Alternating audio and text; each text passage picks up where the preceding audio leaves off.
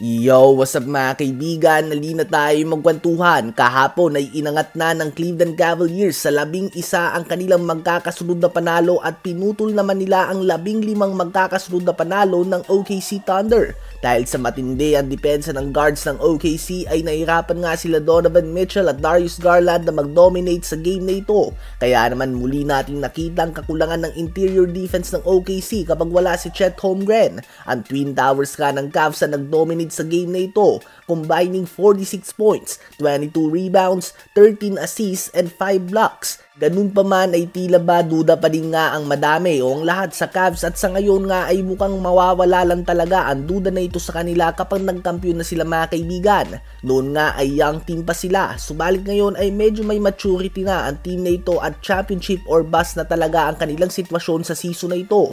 Kung mananatili silang healthy ay walang rason para hindi sila i-consider bilang favorites na magkampiyon. Ngunit hindi lang nga mga fans ang duda o ang may mga katanungan, kundi pati na din mismo si Donovan Mitchell na kanilang star player. Pahayag ng multi-time all-star ay naglalaro sila ng magandang basketball ngayon, subalit kaya nga ba nila na maging ang team na ito ng consistently?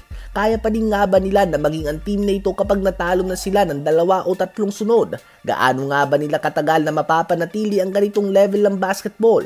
At tama nga si Donovan Mitchell sa mga concern na ito at yan ang natutulong ng experience. Naranasan na nga ni Mitchell noon na maging dominant regular season team sa Utah Jazz at kapusin sa playoffs. Sa ngayon nga kung mapapanatili ng Cavs ang ganitong performance ay walang duda na sila ang best team sa NBA.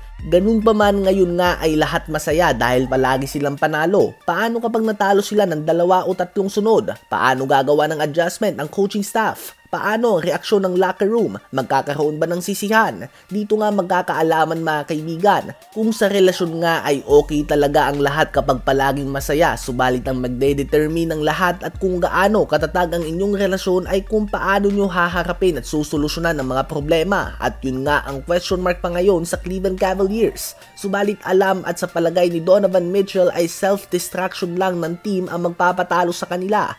Sila lang din mismo magiging dahilan kapag natalo sila kung sakali sa isang playoff series.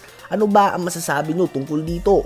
Habang ito naman ang standings as of January 10, 6 AM Philippine Time. Sa East ay solo number 1 ang Cavs at malaki ang agwat nila sa lahat. Ang magkakadikit sa East ay ang 6, 7, 8, and 9. Subalit clear number 1 nga ang Cavs sa ngayon to the point na kahit matalo sila ng 5 magkakasunod na game ay number 1 pa din sila. Sa West naman ay ganun din nga ang OKC Thunder, 6 games ang agwat nila sa number 2 seed.